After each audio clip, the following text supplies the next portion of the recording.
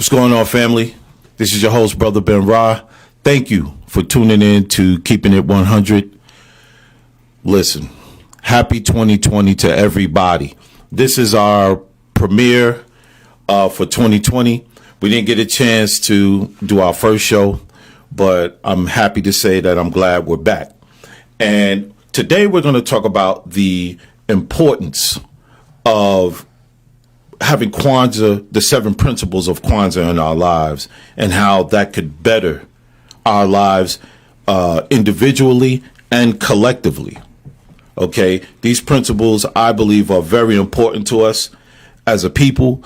The way I watched the Malcolm X documentary of who shot Malcolm X, or the murder of Malcolm X, that came on Netflix. And it annoyed me to see that where we were then is kind of sort of where we are right now as a people. You know, jealousy, envy, all of these things that tear up the main thing that we need in order to move forward, which is unity. Okay, and I started looking over the Nguzo Saba once again. And I want us to start with first of all, I want us to start with Kwanzaa and where it originated from. But first, I want everybody around the table to introduce yourself, before we get into it. Brother Bradley. Makaru Bradley, representing African Liberation Media and the Makaru Speaks blog spot. Yes, sir. Sister Aurora X, representing Blue Magic Entertainment and the Necessities Company. Yes, ma'am. Marifa Ukweli, representing League of Intelligence. Shout out to everybody out there. Let's work. Yes, sir. Yes, sir. Okay, we're going to start with the origin of Kwanzaa. So, Brother Bradley, can you just give us some information on the origin of Kwanzaa, how it came about? Yes. I appreciate Brother Ben for the invitation to come in and speak this evening and yes, sir, brother. Share the podium with these outstanding brothers and sisters. Yes. Yes. We have to go back to the turbulent year of 1965. Of course, in February, El-Hajj Malik El-Shabazz, Baba Mawali, Malcolm X was assassinated by enemies of African people. Then in March, there was the brutal and bloody beating that African people suffered on the Edmund Pettus Bridge in Selma, Alabama. Yes. But the main event that actually led to the founding of the US organization and the release or introduction of the Nguzo Saba was the Watts Rebellion that took place in August of 1965. Right. Now, there was a singular act of police brutality, just like, we saw, here in Charlotte, and we've seen in other cities, Michael Brown Jr. and Tamir Rice and Sandra Bland and all the others. Yes. But preceding that particular event in that August, there had been over 60 people of African descent killed by the Los Angeles Police Department, including over 20 who had been shot in the back, and only 1 police officer had been charged. So this was, the tension was building in the South Central Los Angeles community. And when 2 brothers were attacked, were stopped, and their mother went to ask some questions, and she was attacked, the community exploded. Yes. And that led to one of the most massive urban rebellions that we've seen in this country. Right. In September, Dr. Maulana Karenga called a group of people together, and they formed an organization named US. And they took what most people would think was probably a very unusual response to a rebellion. They put forth the position that the key crisis and challenge in black life was a cultural crisis, a crisis and a challenge in the area of views and values, what we think and how we act. And they argued that until we break the monopoly that our oppressors have on our minds, our liberation from the tyranny that we were suffering from the white supremacy dynamic was not only unachievable, it was unthinkable. Yes. To help facilitate this process, they call for a cultural revolution, and a cultural revolution has to be based on certain ideas. So Dr. Karenga released what he called the Black Value System, Yes. the 7 principles Yes. that we now call the Nguzo Saba, Umoja, Kuja, Chakalia, Ujima, Ujamaa, Nia, Kuumba, and Imani. Yes. Okay, so that was in September of 1965. So this September will actually be the 55th anniversary of the release, the introduction of the Nguzo Saba. Right. The following December, the members of the US organization came together and held the first Kwanzaa. Right. During the course of that year, after he released the Nguzo Saba, they began to develop this holiday. And the idea of the holiday was that it would serve as a vehicle to not only celebrate the African family, African culture, our history, and our community, Right. but it would serve as a vehicle by which the Nguzo Saba would be disseminated and practiced, because based on the conditions that we were facing, during the second cycle of white supremacy in the United States, American apartheid, and all of its accompanying barbarism, we needed to organize for power, and culture is one of the areas of power, along with politics, economics, education, communications. Things that we're doing here today, and that was their response. So that's why it was started. It started as a response to the oppression that we were dealing with, and they put forth the position that we have to focus on culture first. We have to focus on culture first, but it had to be culture. He developed a theory called Kawaida, and Kawaida is a theory of tradition and reason, but it's informed by practice. Because if you're not practicing these things, they don't mean anything. nothing. That's right. But that's a quick overview of how Kwanzaa and the Nguzo Saba came about. Okay. Now, what we're going to start with is we're going to start with umoja, of course, unity. And unity is to strive for and maintain unity in the family, community, nation, and the race. My brother, can we elaborate on that? I will start off by saying, and I'm echoing Brother Wisdom on this, that umoja is probably the hardest principle to achieve. Absolutely. There's so many different factors. Let's factor in how we've been conditioned and socialized in this particular country to deal with each other. And Elder Bradley, if I'm not mistaken, it was Dr. Neely Fuller who was talking about when we get together, and it should be limited, just kind of based on our current mindset and our colonized minds and different things like that. So it's difficult for us to remain together for a long period of time. And just to kind of go back to it, like it's a difficult thing to achieve, but it's necessary for all the other principles to manifest. Have to unify first. I think there's been some discrepancy on what unity looks like, what that means. And I think according to the Nguzo Saba, it's talking about solidarity to start with. Absolutely. Being unified on similar principles and values. Elder Bradley just mentioned the cultural revolution. So this is a culture switch. Right. And so to get on the same page culturally, to me, is at least a start. Right. When it comes to manifesting umoja. And then he goes into more details as he breaks it down within the family, within the generations, young and old, within your community, and then of course with the nation and the global family. So there's a lot of areas. I'll start out just by saying it's the most difficult thing to do is for black people, melanated people in the United States and Western countries to come together based on our socialization.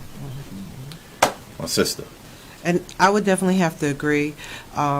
I think there is nothing else that we can do before that. Right. I think that unity plays a huge part in it, but I'm more of a tackling the roots type of person. Yes. Unity to me is part of the trees and the branches.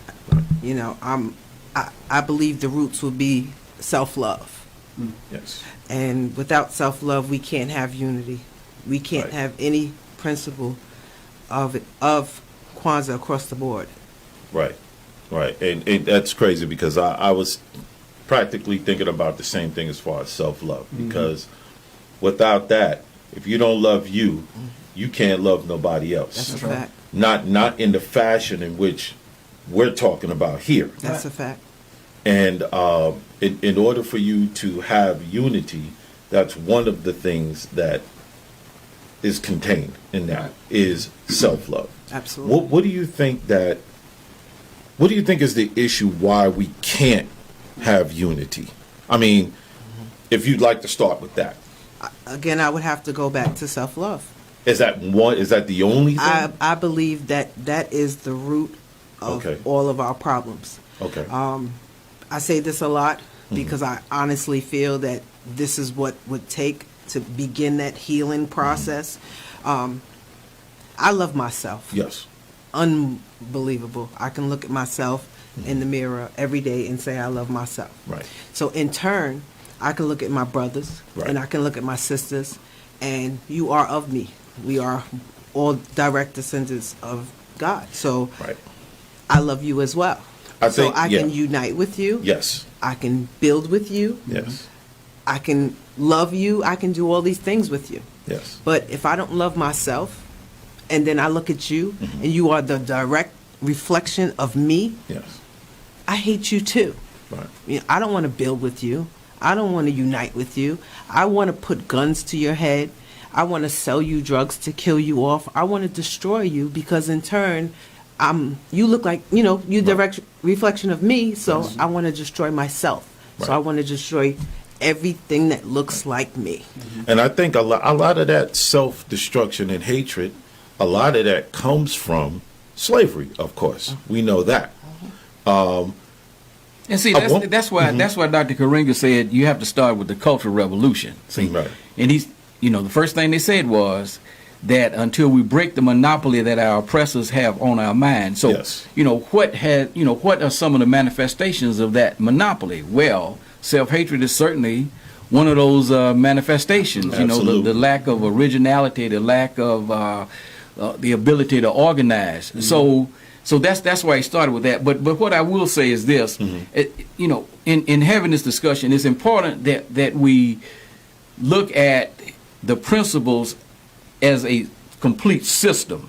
Yes. Because he called it a black value system. Yes. So the analogy that I always give people is that rather than trying to look at them and isolated entities, in which we can discuss each one of them. That's right. But we have to just keep in mind it's like the body, for example. Right. The body is composed of several systems. You take any one of those systems, the digestive system, the circulatory system, the muscular system. Right. You take any one of those systems out of the body doesn't work. That's right. And so the Nguza Saba doesn't work unless all of the principles are inextricably linked. Absolutely. But there's a reason he started with Umoja.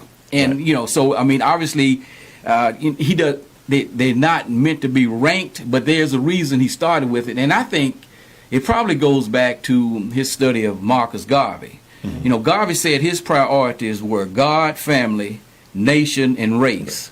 And so when you look at Karenga, what does he say? Family, community, nation, and race. Right. So that's almost mirroring exactly what Garvey said. Right. He just left, the religious piece out of it. Right. But what I will say is that there have been numerous examples where we have had unity in our community. Right. And the concept, what we have to understand is that you don't have to have a lot of people in order to move masses of people. True. Correct. All you need is what in science they call is a critical mass. Right. If you can create a critical mass, then a number of other people will buy into your vision and then move into action. But I think one of the keys, the last great mass movement that we had was, of course, the movement for civil rights and human rights, which then led to black power and black liberation, which forced the United States government to launch a war on us.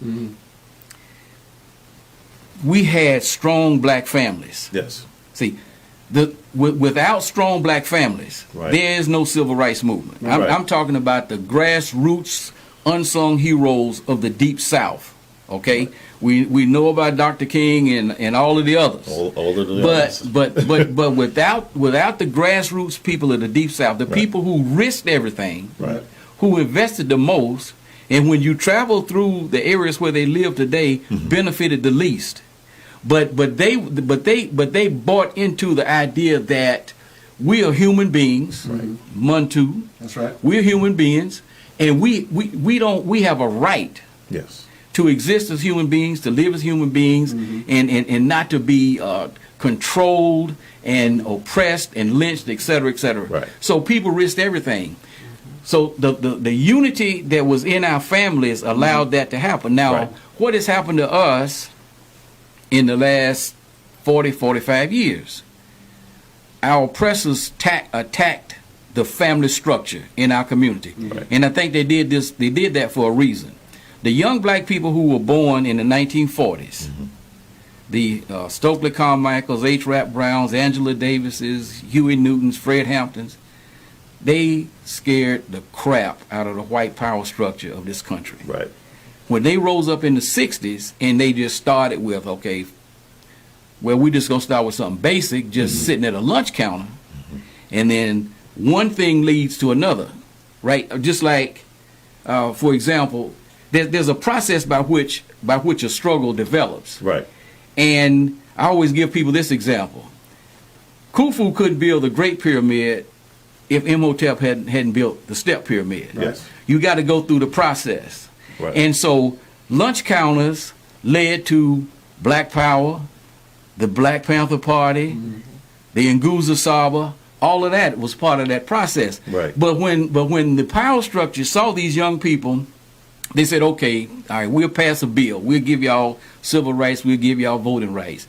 And when they started saying, we want black power, they said, oh, my goodness, these people are out of control. We got to do something, because if the generation that rose up in the 1940s reached this conclusion in the 1960s, what's going to happen later on? What's going to happen to the people that are being born in the 50s, the 60s, the 70s, and 80s? Exactly. So what do? We attack that structure that produced those, and they went through several means to do it.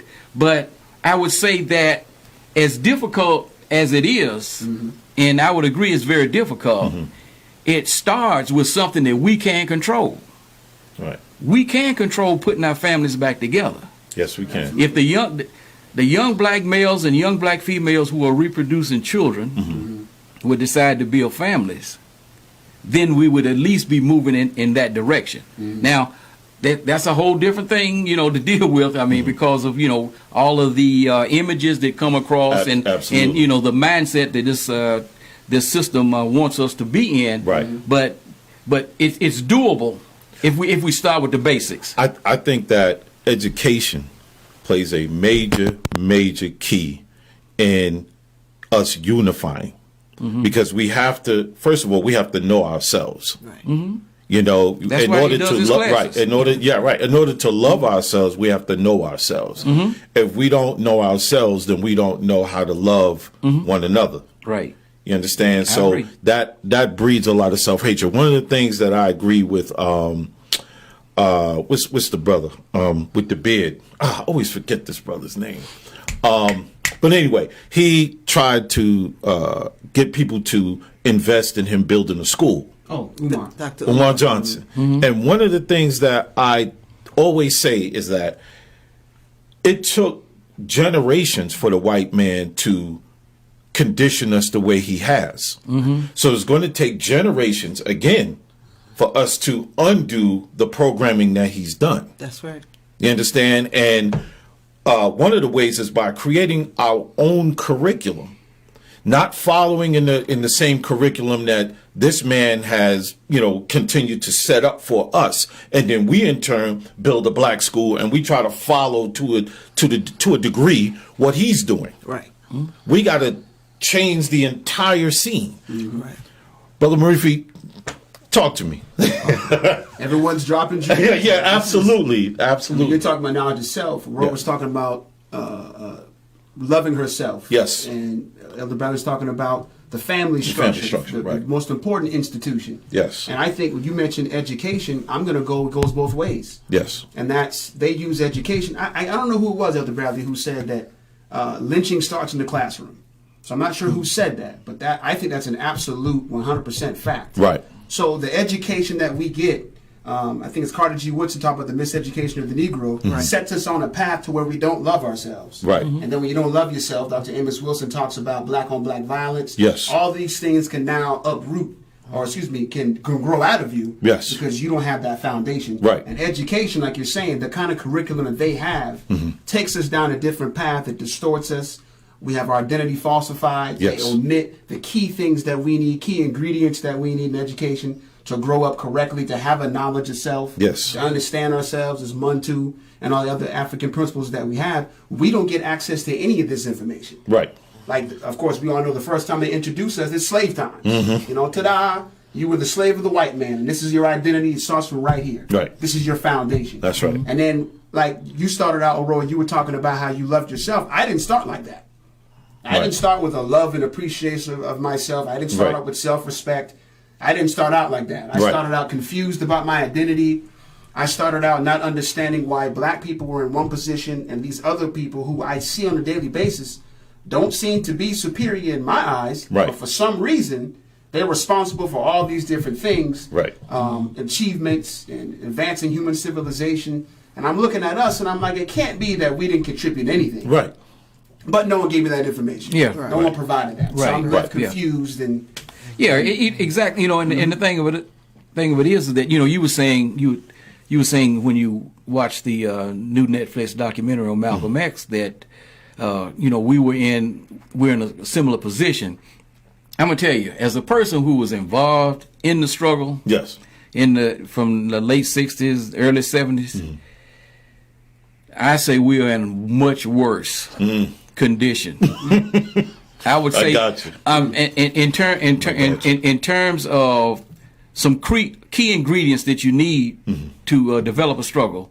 One being collective consciousness. Yes. Okay. I mean that's just one. But I'll be honest with you, when we were organizing things like this, African Liberation Day in 1972, and the National Black Political Assembly. If someone had told me in 1972 that we would be seeing the things that we are seeing taking place in our community today, I would have said, you out of your mind. There is no way that will happen. But it has happened because what we have to understand about our enemies is that they are constantly reconfiguring, recalibrating their systems of oppression. Facts. Okay, so the chattel slavery, people organized against chattel slavery, fought against it. Right. They said it's not going to work. Right. We don't believe in freedom for African people, but we got to do something. We can't continue on this. Right. So they had 12 years of Reconstruction, where the country had an opportunity to become a multiracial democracy, but the white supremacy dynamic would have none of it. Right. And so they moved then into Jim Crow segregation, or what I call American apartheid, with lynchings, the destruction of all of the black economic development that we had in places like Tulsa, Oklahoma. And so then we had to go through that. And so people rose up, fought against that. Right. And we said, man, now we got these rights. Right. And what do? They recalibrate. That's right. They said, we'll come up with something else. Something different. And right. so we're going to flood the community with drugs. We're going to flood the community with welfare. That's right. Remove the black male from the home. And we're going to move jobs out of the country so that black males that are working in decent jobs in urban centers are no longer employed. Right. Keep struggling.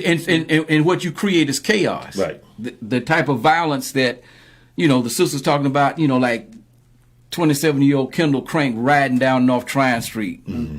Two groups of fools shooting at each other. Right. She's on the way to nursing school, shot in the head and killed. Ridiculous. And I mean, this is what we're dealing with. But in terms of what my sister was saying about self-love, see, that's one of the reasons why Kujichagulia self-determination. It says what? That's To what we was define gonna move to. ourselves, name ourselves, That's create right. for ourselves, and speak for ourselves. That's number 2, y'all. And of course, think. Right. And of course, think for ourselves. Yes. See, that's part of the process of reclaiming. Yes. I always say that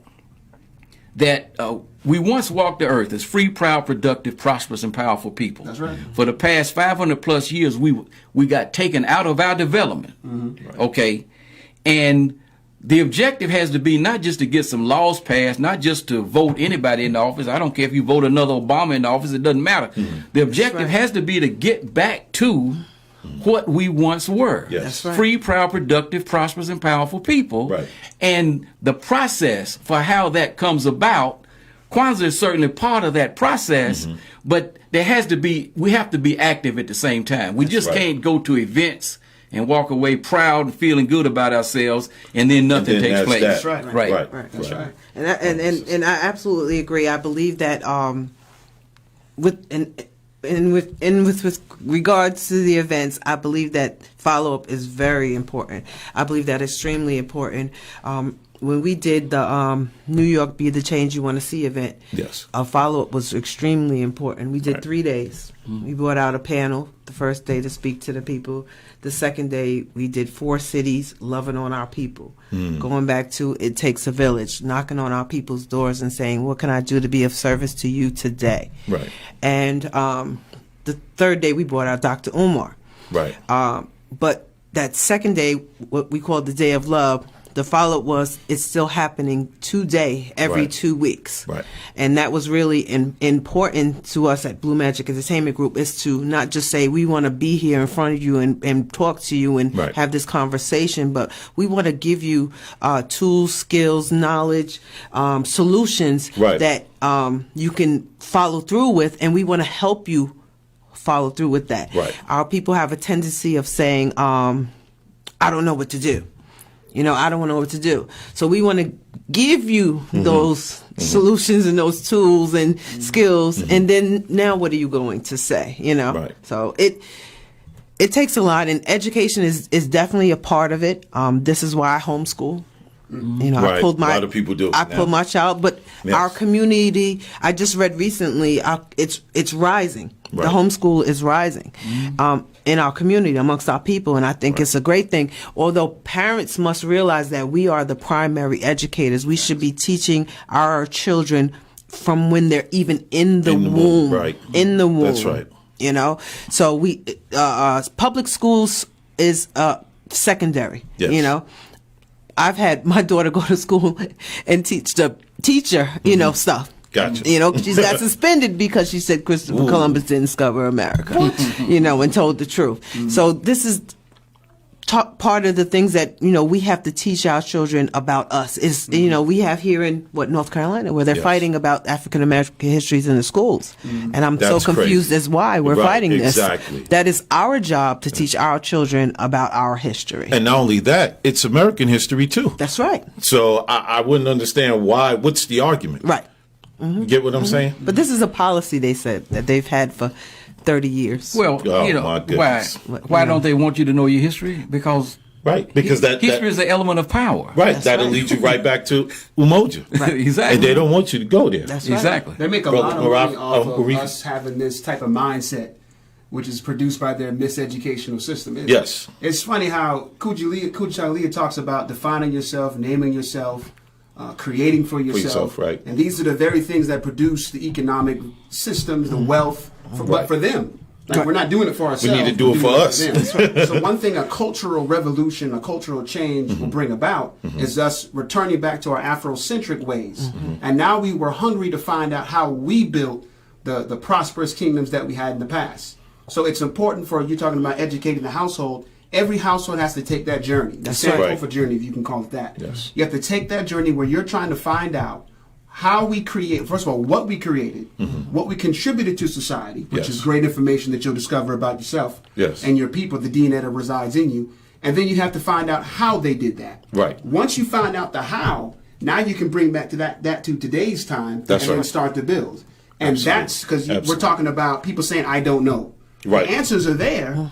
It's just, are you willing to go into the history books Are you willing to do the research to find out? Right. And that's one thing we have at that Ubuntu class is we talk about knowledge itself, and we talk about the African strategies and tactics used to produce the wealth, and also what you can do behind enemy lines to build that same type of prosperity, but this time with protection. I think in the 60s and the 70s, there were some lessons that we can learn from building behind enemy lines, and we can strengthen what we can protect what we build. But you're not going to do any of that. You're not going to love yourself. You're not going to define yourself correctly. You're not going to organize correctly, unify without that knowledge of self. That's and right. they've taken that out of the school. Absolutely. Right. And I think that's why it's important for us to look forward to building our own schools with our own curriculum. And I just want to say that in regards to Dr. Umar, he bought 2 buildings. In Wilmington, Delaware. Let's take down that. Great. You know, he did do that, and he's needing assistance with financially to do the cleaning up and stuff like Please that. Support that brother. Please support that brother. Whatever you do, if you don't do anything else, please support that man. Else we're going to have to come find you. I'll say this: a school might seem like a big project. Right. Not everyone has the thousands of dollars to build a school. Yes. But you can buy the books. That's yes. right. You can get When We Ruled by Robert Walker with the study guide. That's right. And you can host a study session with your children. Do it 1 hour. Go through the questions, have reading assignments, and they can get that knowledge. That's right. While in the process of us building the schools, we have these programs going on in the home. We could bring school at home. That's Exactly. right. My daughter That's just pretty finished much what it that is. book. Boom. She just finished that book. All right, now we're going to move on to Ujima, collective work and responsibility, to build and maintain our own community together and make our brothers and sisters' problems our problems and to solve them together. Right. You know what? I would like to say something to that. The Honorable Minister Farrakhan says, we will talk about religion when we're free.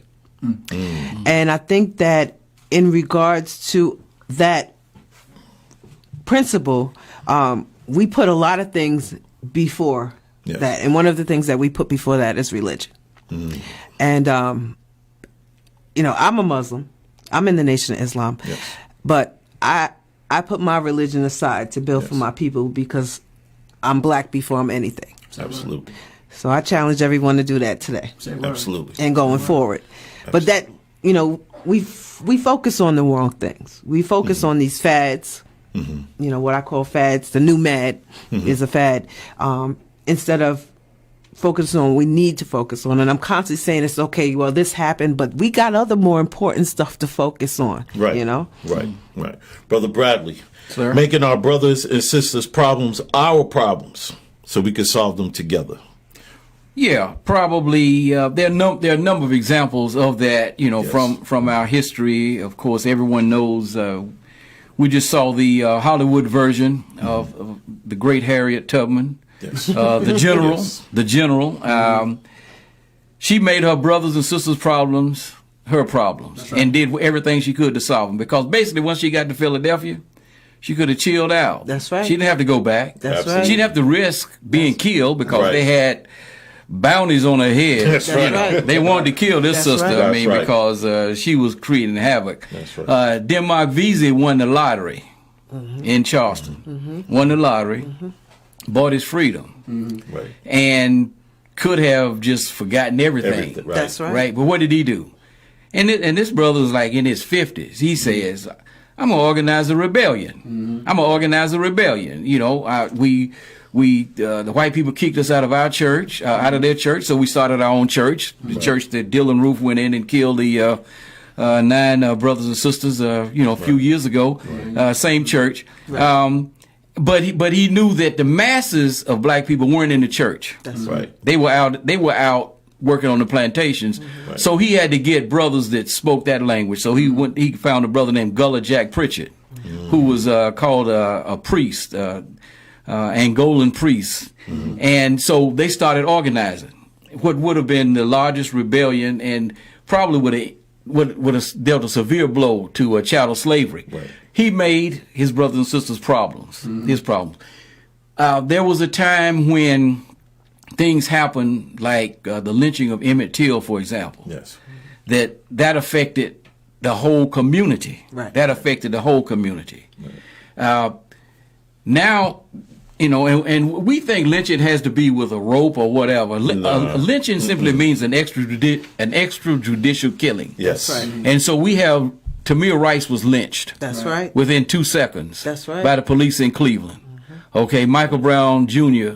was lynched. Trayvon Martin was lynched. That's right. Eric Garner. Eric Garner was lynched, right? Supposedly selling. He wasn't even selling cigarettes on that particular day. Correct. He had just broken up a fight. Right.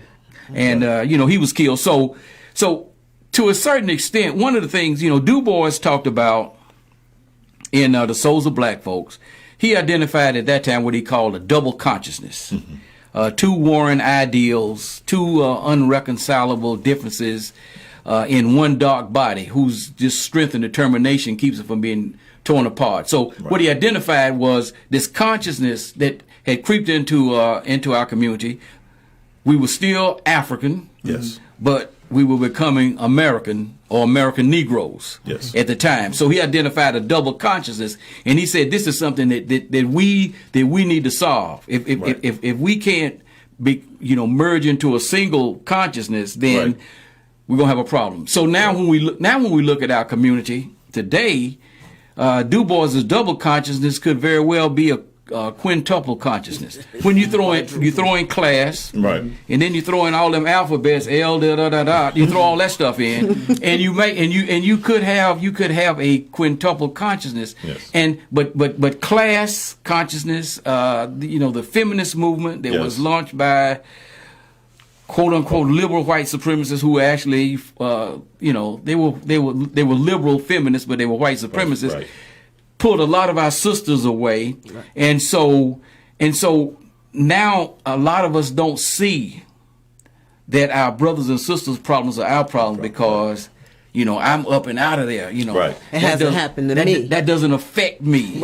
Right. But I mean, if they can make Michael Jackson strip nude and take a picture of it, they can do it to anybody. Yes. Right. But that mindset is set in, so a lot of us are more class. Right. We're more feminist, we're more whatever else than we are, and we don't see that. So I think that's part of rebuilding the family. Yes. Because once we recognize that what happens to one happens to all. Right, when I played on the JV basketball team, we had this chant: "All for one, one for all." Right, Yeah. all for one for all. Right. And so, basically, once we go through this, we realize everything reverts back to Umoja. That's right. well, they all Pretty much. Yeah, they're all inextricably linked because Right. there's no emoji. If you're not thinking for yourself, Right. if you're not speaking for yourself, Right.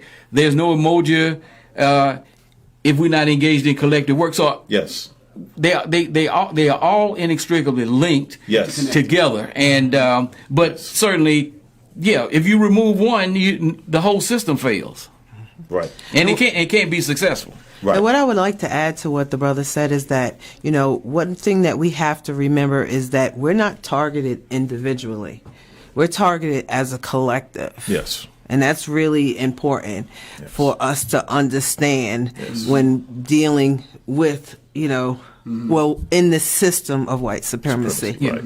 And see what the system of white supremacy has done. One of its greatest advantages is this whole concept of Eurocentric individualism, Right.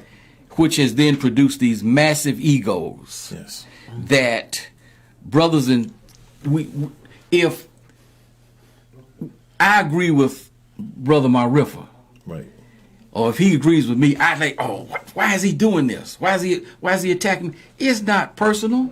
It's not personal. Right. We pick up the phone and talk to one another. Is that Yes. what we did? Mm-hmm. That's what we did. We pick up the phone. We talk to one another. Yes.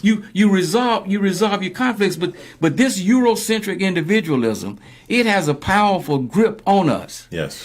And that's what the Cultural Revolution, Montu says, a person is a person because they are people. Right.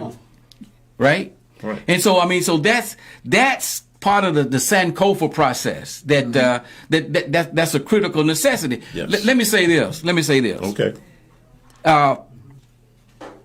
One of the things that made the movement in the 60s and 70s, less difficult. I'm not saying it wasn't difficult. Less difficult was the fact that, our minds were not so distorted and there were not so many things coming into our mind where our ideas and the things that were influencing us were all over the place.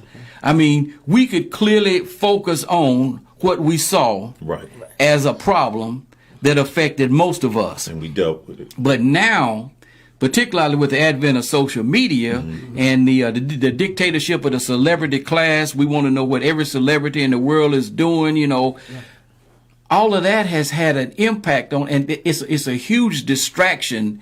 And, I call entertainment the opiate of the masses.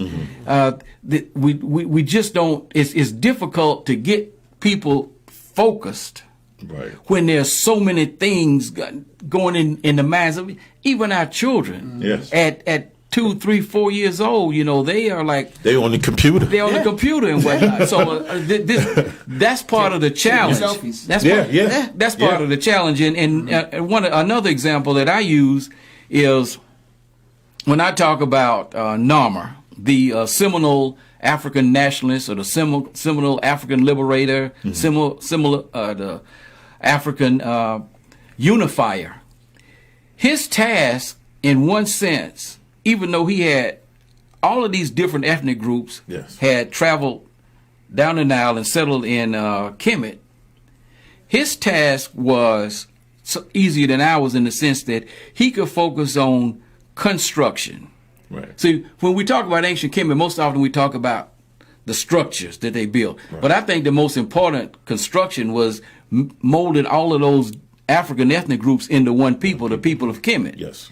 See, what we have to do, we have to deconstruct the impact of white supremacy, the impact of 500 plus years of powerlessness, the impact of self-hatred, of individualism, and all of those types of things. We have to deconstruct and then try to construct an African-centered personality. Yes. And the person who came closest to doing that in the last 100 years was Marcus Garvey. Right.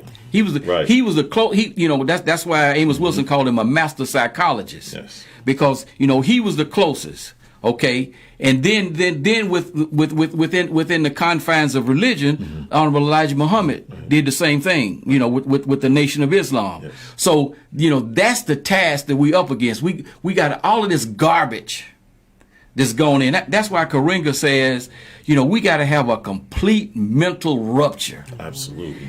And how do you do that when the bombardment is constant from all angles? 24/7? See, like we right here, okay? Then you got CNN out there, you got Charlemagne, the Breakfast Club, you got Charlemagne. I'm just giving it. I got you. Just an example. But what we're saying here, right, is something that all of those audiences need to hear. Right. And that's the struggle that we're up against because we do the same thing. We produce a podcast once a week. Right. And it's our voices reaching a few thousand people. Right. Versus the millions that they reach. That they reach. Right. And I think, one of the reasons why I started this was because, I used to do this pretty much by myself at home, just in the closet, just yapping. Mm-hmm. Right. And I wound up putting that yap on Spotify and all of that. But then I decided to say, you know what? I'm dead all of that. And I just wound up erasing everything I had because it was cheap. Mm-hmm. I felt. Okay. I didn't have the little music behind it. I didn't have, all of that. So I got rid of that and said, you know what? I want to try to do something different. So once I started doing my little editing or what have you, then I said, okay, I'm going to come back in the game. But I wanted to come back into it speaking a lot more conscious stuff. Mm-hmm. A lot of other stuff before was conscious, but it was coming from a street view. Okay. If you know what I mean, I'm popping off. I'm saying what I want to say, but it was more on. It was a conscious level, but it was a street level. Okay, you get what I'm saying? Mm-hmm. Now I said I wanted to do more of a level of where I'll be able to reach people of all ages or what have you, not just focusing on street people. You know what I'm saying? So this is one of the reasons why I decided to get back into this. Right. And a lot of people, who I spoke to told me, man, you don't want to be talking about all this, conscious stuff, man. You need to talk about stuff like what you talked about, like what Charlemagne sometime and them talk about, just nonsense at times. But it's really not worth it. We're gonna move on to Ujamaa, cooperative economics. And then, because we're like 9:47 right now, matter of fact, no. Let's go to NIA. Which is purpose. Let's move there. And if we could quickly go to Kaumba and then Imani. So I'm going to start with you, sister, on NIA, which is purpose. Give me your take on making our collective vocation and building and development of our community in order to restore our people to their traditional greatness. Give me your take on that. Brother, that's a whole bunch. Right. We're going to chop it down, though, because we got to do a part 2. We're going to do a part 2 to this, I promise you, with the same people, same people here. So don't worry about it. Whew, I'm gonna have to weigh on that because I like to think before I speak. So yes, we're gonna pass it on to one of the brothers. And okay, I want my riffle to see. Go ahead, my brother. When we organized the Kwanzaa celebration this year, yes, we invited the League of Intelligence, and they put on a dynamic program for us. Yes, but their program was focused on NIA. So let's let him have this one. Go ahead, my brother. You got the floor. Look at that. Let's let him have this because he's fresh out of it. Yeah, NIA. When you said it, I was like, "Yo, it resonates." You read part of it talking about making your collective vocation. Yes, making that your collective vocation, meaning that's your mission. Right. That's your purpose. Right. Collective meaning group, and that's our number one priority. Yes. To fulfill our purpose, and the purpose that Dr. Kareem is talking about in that particular principle is to restore our people back to our traditional greatness. Right. Greatness, and that's what we were prior to 1619. Yes. And it doesn't matter where you pick up before 1619. You're going to find us in prosperity. Yes. You're going to find us on point. Our family institutions are on point. Our political governance institutions are on point. Right. Economically, we're thriving. Free, proud, and productive people, Elder Bradley said. Yes. So anytime before that. So now this is asking you, and I'm not even asking, it's requiring you to make the restoration back to that your number one priority. Yes. Nothing else matters but that right there. Absolutely. And so you have to make a transition. He was listing and itemizing the things that distract you. You have to cancel that out. Right. And then apply the power that you've been given of concentration on this one particular mission. Right. And as you do that, you'll start to see the fruit of that. Right. And more people will get involved. Elder Bradley also mentioned critical mass. So you don't even need everybody to get involved. That's right. But you get them few key people Just with enough. you. That's right. And see, purpose is important. It's what gives you meaning. Right. Anytime you create something, you give something purpose. You give something meaning. Right. And so for us to have purpose is important. Right. And so back in the days in Kemet, we had a purpose. It was to create beauty and harmony in the world. Right. And that was our purpose. And it was also to destroy Isfet. So you destroy all evil, anything that comes against that first purpose. But then this particular purpose, that Nguzo Saba's talking about, comes about because prior to 1619, we were prosperous, and then the Great Ma'afa came, the African Holocaust, and we fell from that. Right. So now our new purpose is what it's talking about, to restore our people. So if you're trying to figure out what you're supposed to be doing in this particular society, in this world, it's something in connection with restoring our people. And there's several different areas you can get involved in to help us get back to where we need to be. Economics. That's right. Health. Right. Education. That's right.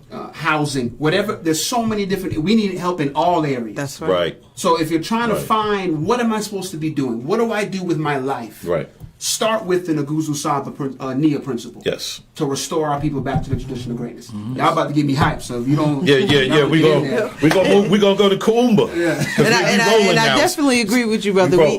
We don't need the masses. I've read that 20% is fine, and just like the fish, the rest will follow. Yes. Okay. Now we're gonna move on to. Well, we got We got Keep pushing on. We good. All right, how about this? Kuumba, creativity. To do always as much as we can in the way that we can in order to leave our community more beautiful and beneficial than when we inherited it. That's right. Want to speak on that, my sister? I would say that speaks to me a lot. I've been a community activist for 15 years, and that Yes. has always been my thing. I always said that I don't want my grandchildren to deal with what my grandparents and my parents and I did. So I need to put forth whatever I can, Yes. by way of the ancestors, by way of God, to make sure that I am a positive contributing solution to that. So, Yes. wow, that definitely speaks to me a lot. Yes. It speaks to Yes. me a lot. Yes. All right, my brother, we're gonna leave this to the man. Imani, faith, It's a big one. to believe with all of our heart in our people, And our people, our parents, parents, our teachers, our leaders, and the righteousness and victory of our struggle. and victory of our struggle. Right. That's powerful. Dr. Karinga says that Imani is the glue that holds the entire Nguzo Saba together. Yes, it because if you don't have faith, if you don't believe we can unify, on. we're not going to unify, That's right. right? I Come mean, on. if you don't believe we can, practice self-determination and, cooperative economics, supporting black businesses, Come on. none of those things are going to happen. That's He quotes the great educator Mary McLeod Bethune, who said, "Without faith, nothing is possible. With it, nothing is impossible."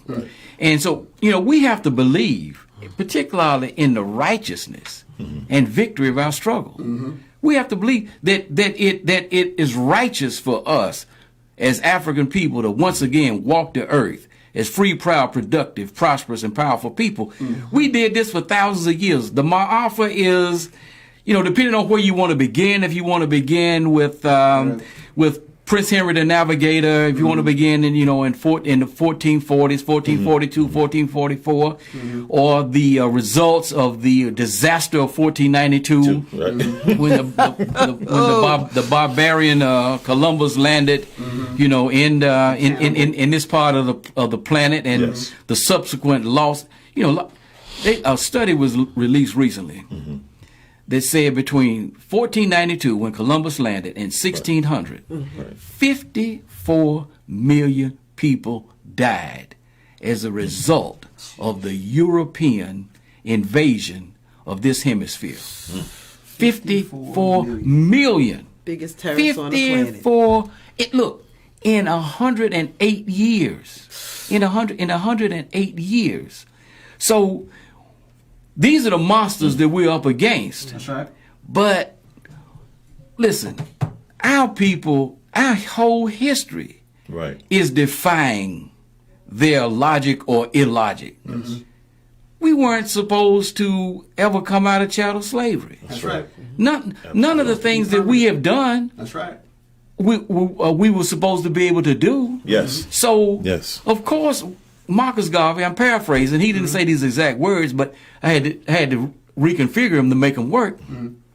What African people have done, African people can do. That's right. We can do these things, but we can't make the project so big. We can't try to build the Great Pyramid before we build a step pyramid. Gotcha. There's a process. And so right now, just like you said, man, I'm in the closet, I'm doing all this kind of stuff and whatnot. So you came out of the closet and whatnot, and not out of the closet like Yeah, that, right, but right. out. Let's But you correct that. Let's correct that. Let's correct that. You might want to delete that when you do the Oh no, we correcting that right now. Right. All right. But anyway, so what we have in the absence of a mass movement, you have all of these Harriet Tubmans. Yes. That's what you have. Okay. We can't stop doing what we're doing Yes. just because there is no mass movement. That's right. Right?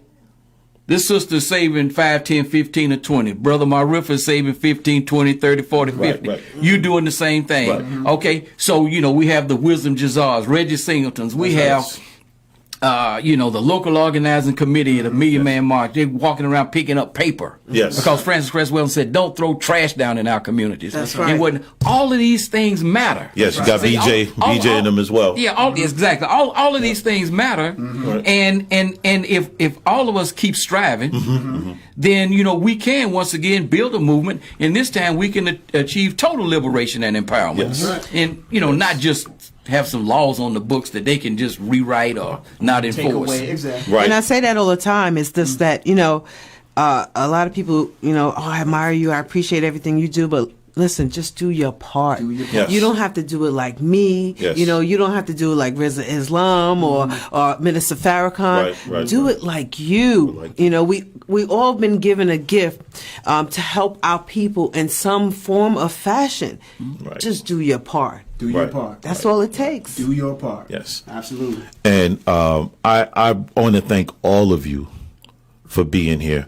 And what we're going to do is we're going to offer some last comments, and we're going to start with Marifi first.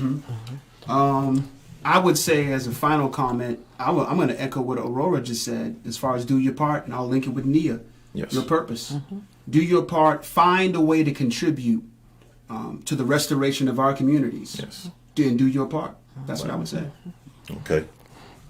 I would say take the time to love on yourself. Figure yourself out. You were made in a beautiful way, in a beautiful light. And once you can accept who you are, what you are, and every beautiful thing that you are, Yes. then you'll be able to see everything else differently and so much better, I promise you. Right. All right, Brother Bradley. Yes.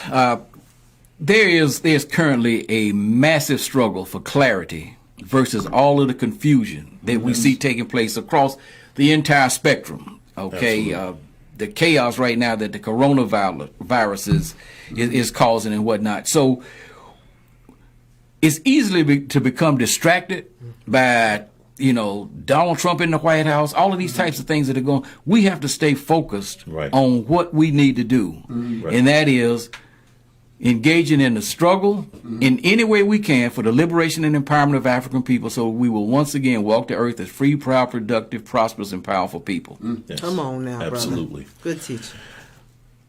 You know what? There's got to be a part 2 to this. We can't just leave on this note. But I mean, I was going to go by quick. Yeah. I mean, it's 9:59. I like to give a shout out to everybody that made this possible. This is Brother Ben Ra, keeping it 100. Please tune in. Come back. We're going to have another show coming up. Tell people how they can reach this. Oh, yeah. You come to Channel 13, Channel 13 Square Media. That's all you got to do. Channel 13 Square Media. You get on Facebook, type that in the search, and when you get on the search, just click on the link, and Channel 13 is right there. There's a host of other shows that are also on this network, on the Square Media Network. Keeping It 100 is one of those shows out of many that are on this network, and they're all great platforms, so I want everybody to tune in. All right? I'm sleepy.